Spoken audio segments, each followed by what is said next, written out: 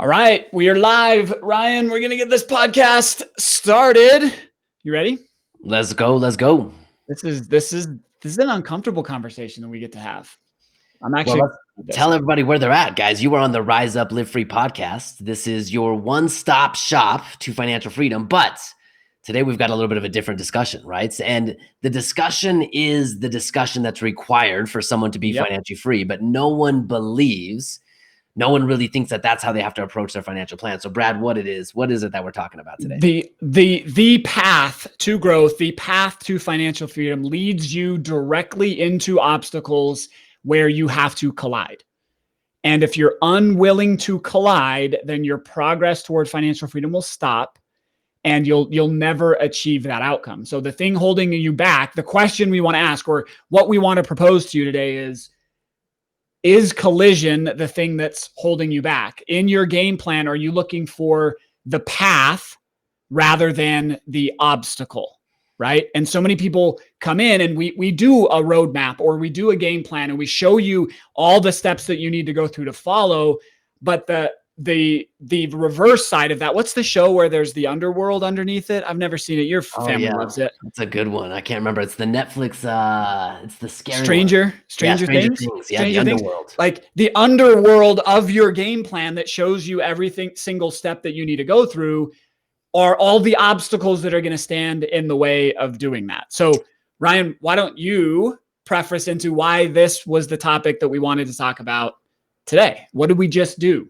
Well, so here's the thing. We had podcast scheduled time to record, right? We were scheduled to record our podcast, but prior to recording the podcast, we all got on and Jimmy called it out last night or this morning, first thing, and said, look, before we record the podcast, we need 20 minutes for collision. And we all knew what that meant. There was something coming out that we needed to collide on. And honestly, when Cash Flow Tactics first started, number one, there were no collisions, which meant all three of us approached Cash Flow Tactics with our own views, our own paradigms, our own desires. And before long, Cash Flow Tactics got a little bit messy behind the scenes of what was it that we were actually building. And then that came with that came with collisions in the beginning. I remember one of our very first planning meetings, we were out in Memphis, if I remember right. Mm-hmm. Jimmy came out and we spent 3 days.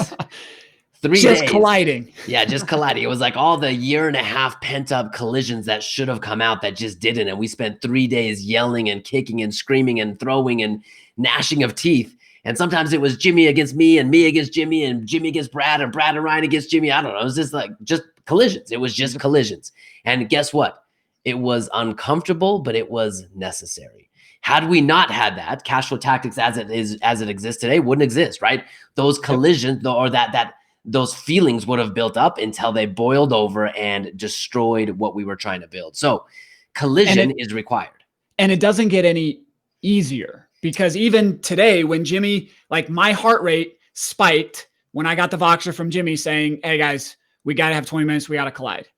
And then before I had an issue that I needed to get out and talk the guys through. And 100 times my brain kept saying, nope, it's not worth it. No, we don't need to talk about it. Nope, just let it go. It's not that big of a deal.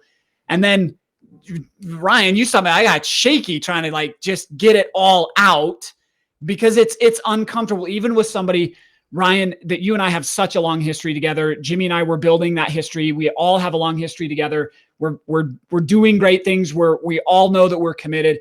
It never gets any easier. It only gets easier to initiate. Just like Jimmy, now all Jimmy has to do is say, hey, we got to collide.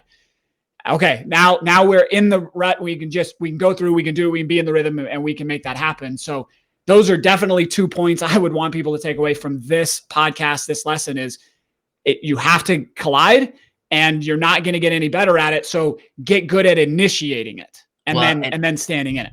And I think here's what, when you're saying that it doesn't get easier, you're right, it doesn't get easier. But I think once you realize that growth requires collision, growth requires you to face the uncomfortable truths, look at them, identify them, name them, and then deal with them. That's what growth requires. And once you can accept that, then not that it gets easier, but it gets more comfortable in the sense that, well, not even comfortable, it's expected. It's part of the process. If you want the outcome, you have to go through some type of valley and some type of collision to get there. And here's the reality. Inside of Cash Flow Tactics, this starts in a lot of different places, right? We see people coming into cash flow tactics, and the first collision that they have to have is oftentimes with themselves, with their own paradigms, their own perceptions around money. They have to look back and analyze the money that they've earned up to the point in time that they're meeting us and what they have to show for it.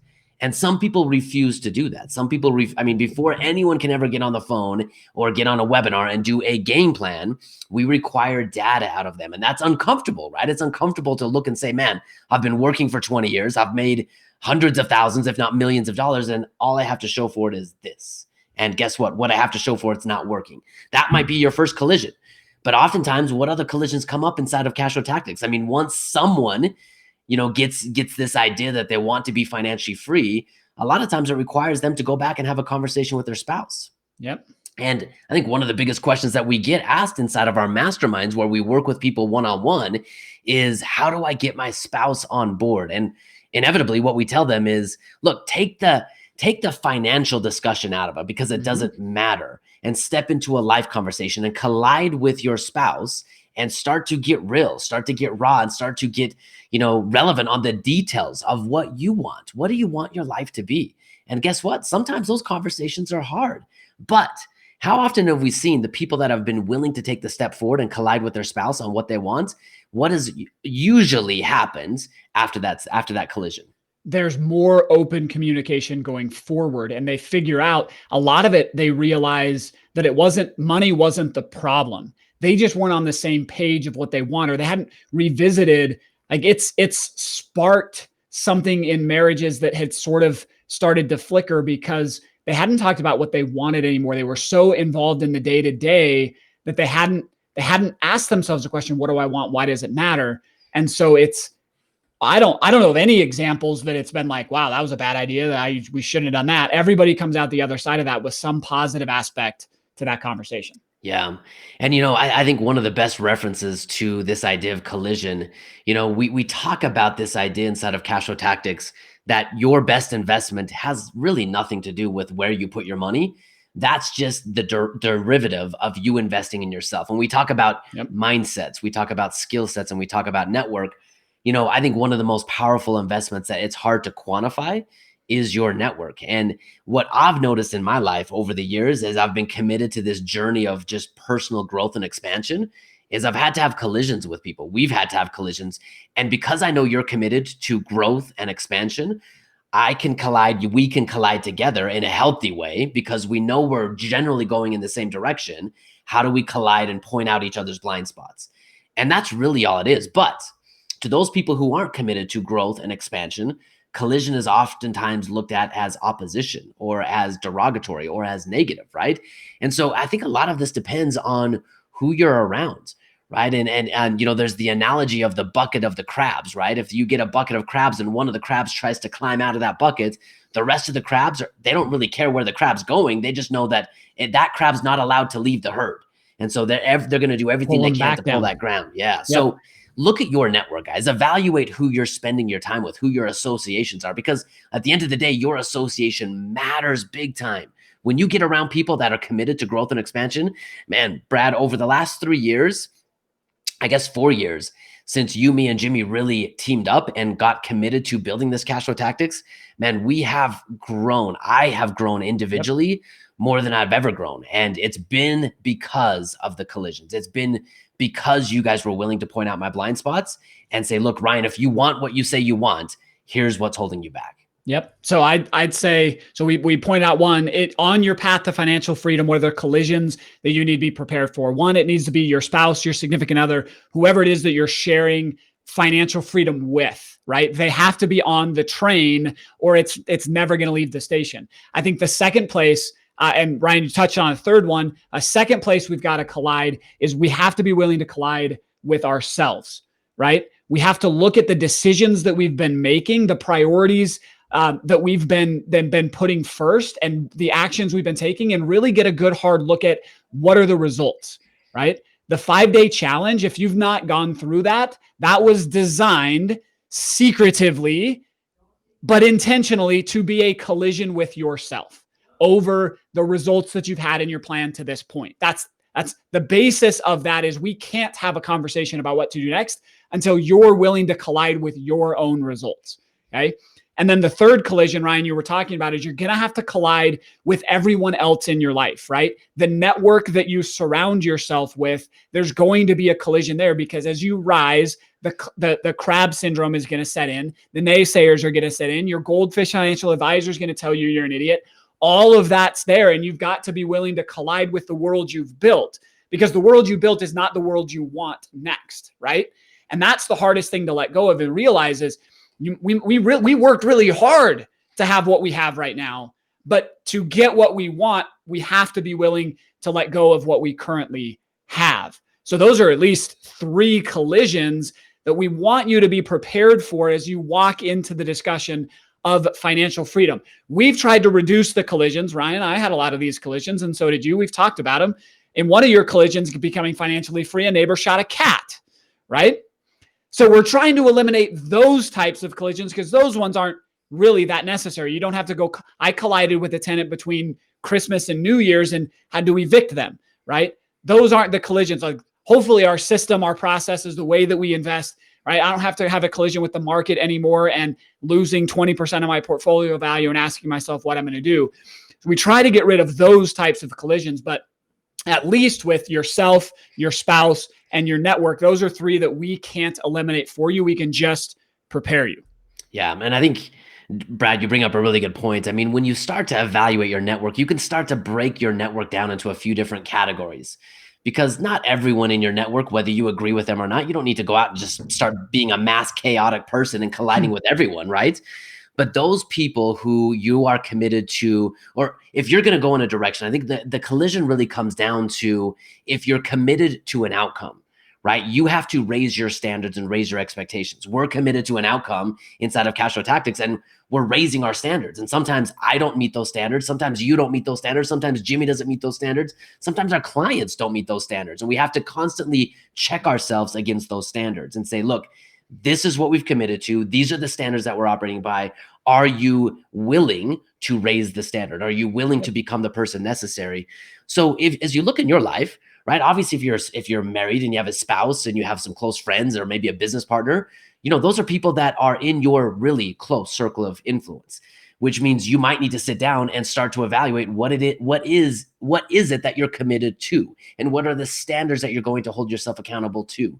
And with that clear agreement and understanding of this is where we're going and this is why it matters and this is who I have to become, then it becomes so much easier to hold those collisions. If you're just colliding with everyone just for the sake of collision, then you're going to find yourself in a world of hurt, right? Your life's going to be destructive. And Jimmy's not here to defend himself, but Jimmy has definitely found himself in those positions of colliding for collision's sake and everything around him, because he was trying to figure out what he was really committed to. We affectionately refer to Jimmy sometimes as the Hulk, because that's what happens to him sometimes. But I want to publicly thank Jimmy, because he created this opportunity for us to collide, and without the Hulk, we wouldn't have what we have here. But adding to that, Ryan, I want to put this out there that you and I, before we started Cash Flow Tactics, what became the seeds of Cash Flow Tactics, we talked about this, that the basement of the library, we had a bigger vision and we were starting to figure this out. One of the things that made us each individually move forward is we actually started out not really as hey, let's go create a new company and lead a movement and plant a flag in the ground and change people's lives. It was, let's change our own lives. And let's start reading books together and let's start talking about it. And just because of our natures, that became a weekly collision with reality, right? You helped me collide with my reality, with my wife, with those around me. And then I, in turn, had a chance to hold up the mirror and allow you to do that. So one way that if you're looking for a way to collide better, get an accountability partner, get somebody around you that's willing to hold up a mirror and say, hey, like, from my perspective, Ryan, you told me you want this, but your actions are showing this. And just open up the space for the conversation. I mean, Ryan, we obviously in lots of different ways, but certainly your and I relationship started out this way, that without that, we would have never grown. We would have never continued to push on. And so I'd say find that person who is willing to be the mirror. Yeah, absolutely. And then, Ryan, if they don't have a place to find a person because no one around them is rising, where could they do that? Well, so there's this little company out there. There's this little movement out there that is growing daily with people who are colliding. They're colliding with their paradigms around money. They're colliding with their business partners, their financial advisors, their employers. They're colliding with the reality that they're living in. Because here's the thing, guys, you're meant for more. I am meant for more. And the only thing that's holding me back, the only thing that's holding you back from where you're at, it's not the next investment. It's not, if the stock market works out or who gets elected this year in the election campaign. It's you. It's me. That's the only thing that's holding us back. And so when you understand that and realize that, if you can get clear, the biggest thing that I think that helps with this idea of collision, if you can get clear on a vision of your life that matters to you, and you can get mentally clear on the details and emotionally committed to the outcome, then you realize that the only thing that's separating you from your current reality to the desired reality is you becoming a different person. And that requires you to collide with all kinds of different things, paradigms, association, how you handle money, whatever it might be. But be courageous enough to have those collisions. If you're committed enough to a bigger vision, then that's where you find the fuel and the fire necessary to go into the pit, to go into the darkness, and to examine it and collide and come out a bigger, better, stronger person. That's what this is all about. And honestly, we almost shut the podcast down because after the collision, at least I was a little bit frustrated. I didn't want to. I was not in the right mental space to do that. But Yeah. you know what? Collision is awesome, and collision is part of growth. And I get to go marinate a little bit on the collision that we had today and realize how I can rise up, realize how I can support the movement of cash flow tactics better than I'm currently supporting it, because I am committed to that outcome. I am committed to empowering myself and everyone who was willing to follow to becoming financially free, to rising up so that they can live free. So I want to share one last little to-do for everybody, and then we'll wrap up the podcast here. Ryan, I'd actually like to know what your process too, because I don't think we've ever really talked through it. But you said you're going to go process this collision. As I think about what I do after a collision, is I go back to the same conversation we've already walked everybody through on a game plan, right? I can't process a collision until I step back and say, well, what do I want, right? And really then that helps put in context what the collision is about and the true meaning and depth of that collision, right? So I ask myself, what do I want? Talk about why does it matter? And then I start processing through who I need to become to change, rectify, not stay on the same path, to be in this cul-de-sac of coming back up and hitting the same wall and coming back up and hitting the same wall. How do I straighten that path out and actually move forward? So it's those three questions serve us very, very well after a collision. And so if you're looking for what to do to survive the collisions, be ready to go through that process in solitude by yourself in a meditative state and ask those questions. And then the second part to collision, Ryan, we don't do this well enough, and we should do it better. But afterwards, go release the pressure, go have fun, right? Go find something that is just fun and fulfilling. If it can be with the person you collided with, great. But that then sort of wraps it up and brings the yin to the yang of the collision. And we try to do that every time we go to an annual planning or a quarterly planning. We know there's going to be collision, and we always plan some fun activity during that or after that so that we get to rebuild the bonds that we just stressed and strained and broke down a little bit. So don't forget to go have fun so that you can rebuild some of that and then go through those three questions. Yeah, love that. Love that. I couldn't agree more. I always like to get active and do something that's physical. So I'm going to go ride my bike this afternoon. I've already committed to that. So when you see Ryan's Instagram stories about him riding his bike, you know why. It was we collided with him. There's a couple of things. So here's what it does for me. Like if I move, then it releases some of the adrenaline, or rather than just having all this pent up energy, releases that adrenaline. But I really believe that, and Brad, you hit the nail on the head. I believe you have a different, you have the opportunity to approach it from a different perspective, right? If I can truly step outside of myself and say, okay, what do I want? What does cash flow tactics require, and how am I supporting that movement? And what do the people around me want? And how do I want to support those desires and needs?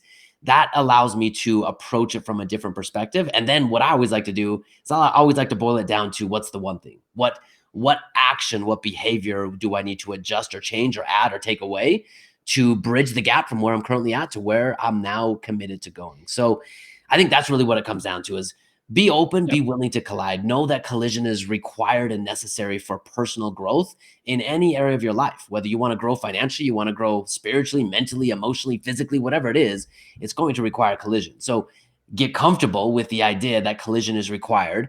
And when you get comfortable with it, you kind of release the pressure associated with collision. I mean, it's always there, but the worst part about colliding is waiting to collide, right? Yeah. We get out of that and we just, you're committed, you're going to run into it, and that sort of melts away. Yep. Just embrace the process. And guys, at the end of the day, we are committed to you rising up. We are committed to giving you a clear path, to helping you have some of these collisions around the conversation specifically of money. So you can use money not as a tool to one day retire, but use money as a tool to build and live a purpose-driven life today, right now. That's what this is all about. It's about you being empowered with money. So with that being said, Brad, anything else on collision? Should we do a shift move and yell at each other? We should do that. So here's the wrap up. Remember, 3 places you're going to collide with yourself, your loved ones, your spouse, those closest to you, those on the financial freedom train with you, and then be ready to collide with your network, because that's got to change. We gave you a couple tools to do it. Go be active, go have fun afterwards. Ask yourself the 3 questions. What do I want? Why does it matter? Who do I need to become? And then walk away with that one thing. And then here's the invitation. The invitation is, if you want a chance to collide with yourself, that's what the 5-day challenge is all about. So get in, go to cashflowtactics.com/5-day challenge, and it will be a very welcomed punch in the face. I promise you that, but you'll like it. It'll be good because it's healthy. That's the invitation there. And then the second invitation is go to cashflowtactics.com/group and make sure you're in a community who's committed to the collisions required to moving forward. You can see other people colliding. You can connect with people, have them hold up a mirror, but you can be part of a group committed to rising, which will naturally, instead of crabs pulling you in, you'll get into the high tide that will raise all ships. So there's your summary. There's your call to action. Thank you for being a listener to the Cashflow Tactics podcast. Share this with somebody else that needs to hear this message. Go find somebody that could learn from this. Share it with them. Like, subscribe, do all the things you're supposed to do, and then make sure to join us on the next episode. Thanks, everybody. Do we have any questions before we kill the Facebook stream? We've got Dan Korth says, awesome. Yes, we are. Thank you. Dan Korth. Jackie Barkdale had some good comments here. She says she has to collide with herself, facing reality, doing the plan, no matter how small the steps. Yep. And carrying out. Jackie, I want to give you some feedback on that. If for anyone that's willing to collide on the present situation. So here's something. Before I came to the financial world, I operated in the mental health space to a certain extent. I did that as my first side hustle. And I believe that if you're not willing to look at the current moment, the present moment, you're going to live in one of 2 realities. You're going to live in a sense of depression because you're constantly living in the past, right? You're regretting all of the things that happened, or maybe you should have done it different. If you're not living in the past, you're living in the future, right? And that's a sense of anxiety, all the things that might happen. Well, what if I lose my job? What if I don't save enough money? What if the stock market goes down? If you can come to the present moment, that's the only place in time that you have power, because it's right in front of you. So there's 3 keys required to collide in the present moment. What are the facts of your current situation? Whatever you're trying to collide with, whether it's financially, emotionally, mentally, what are the facts, right? Identify those facts for what they are. Don't be emotional about them. Don't beat yourself up about them. They're just facts. They're just realities. So look at those realities. What are the facts? How do those facts make you feel? Because this is what's going to drive the fuel in the fire. Like, when I first started my financial plan and I started looking at the facts of my current situation, I was pissed. I had a college degree. I had made a lot of money. I had very little to show for it, and I was stuck. Once I got clear on what the facts were and I got emotionally connected to those facts, then that gave me the energy, the anger, whatever I needed to change. So what are the facts? How do you feel about them? And what is your focus? What's going to be the one thing you're going to do that will help alleviate what you're feeling and move you forward inside of that collision, so you can then go ahead and do it again in 90 days. Awesome, man. Yep. So yeah. And she said something here interesting too. She says, it's hard not to listen to the naysayers, especially when we've not proven the results, right? We've not proven that our game plan, like nobody can externally see. We're in that still seed planted underground and nothing sprouted, nothing showing it, all the work's being done. But again, that's why we knew Cash Flow Tactics needed a community around it so that you could gain your strength from seeing the person 2 or 3 steps in front of you. That's why we've got cash flow coaches to sit down on a call, help you build out a roadmap with you so that you're not trying to do it by yourself. And then we encourage you to come into the group, share wins, talk, communicate, so that there's never somebody so far away. You're not looking at this big oak tree that's been there 100 years. You can see everybody along the process and gain your strength from that until your results start to show up. So that's why the community exists. The cool thing about the coaches too. So for those of you who haven't sat down and had a game plan with a coach, man, I'd highly recommend doing it, because I don't believe in life you can't lead long-term what you're not living. You can't. Right? You can try to pontificate and use books and, information that you've collected, but at some point you're going to come up against a barrier of your expertise. So you can't truly lead what you're not living. We've been careful about bringing coaches to you, bringing coaches inside of this game. They're people that are just a step or two ahead of you, right? They're people that were pissed off a year ago, 2 years ago, 3 years ago, and they did something about it. They took action. They had their own game plan. We were able to hold the mirror up for them to say, hey, here's what's not working. What are you going to do about it? And they were able to take action. And now, as they look back, they have so much perspective on exactly where you're at, because they're just a few steps ahead of you. They have a vault in place. They've funded it for a couple of years.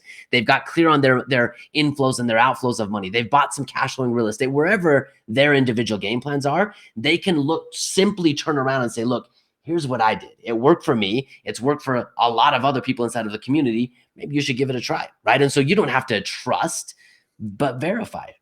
We're not asking you to take a leap of faith. We're asking you to take action on a proven path that many people have taken. Very good. All right. With that, let's wrap it up. So for those on live, thanks for being on live. Those who watch the replay, comment #team replay and put down there what your next collision needs to be. That'll be interesting to see. And you can kind of get prepared and stop wondering when you're gonna commit to doing that. You can get that anxiety over and you just get into that collision right away. So thanks everybody for being on live. Go enjoy the rest of your Thursday. And I think we've got a special message coming to you guys tomorrow. So be looking out for that. Talk soon.